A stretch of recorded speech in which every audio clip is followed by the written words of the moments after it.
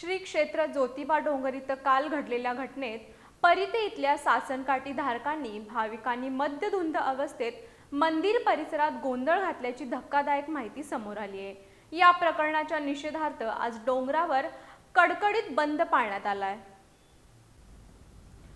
परिते गावातील सुमारे 100 ते 200 जणांचा समूह ज्योतिबा डोंगरावर दर्शनासाठी आला होता।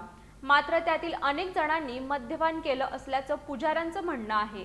या भाविकांनी मंदिर परिसरात प्रवेश करून आरती दरम्यान गोंधळ घालत धक्काबुक्की केल्याचं सांगितलं जातंय। तसंच काहींनी वयोवृद्ध व्यक्तींबरोबर गैरवर्तन केल्याचा आणि महिलांची छेड काढण्याचा प्रयत्न केल्याचाही आरोप आहे। आरतीच्या वेळी ढोल वाजवणाऱ्या एका वृद्ध पुजाऱ्याशी गैरवर्तन करत त्याचं धोतर फेडल्याची गंभीर बाब समोर आली आहे। याशिवाय देवस्थान इन्चार्ज यांच्यावरही हात उचलण्यात आल्याचं कळतंय। या घटनेदरम्यान मंदिर प्रशासन आणि संबंधित भाविकांमध्ये वाद झाला होता। या वादाचा पूर्ण तपशील काही माध्यमातून समोर न आल्यानं चुकीचा संदेश पसरत असल्याची भावना व्यक्त केली जाते। या प्रकरणी संबंधित भाविकांविरुद्ध पोलिसांकडून गुन्हा दाखल करण्यात आलाय। पुढील तपास सुरू आहे। मंदिर परिसरात गोंधळ घालणाऱ्यांवर कडक कारवाई करण्याची मागणी स्थानिकांकडून होतीये।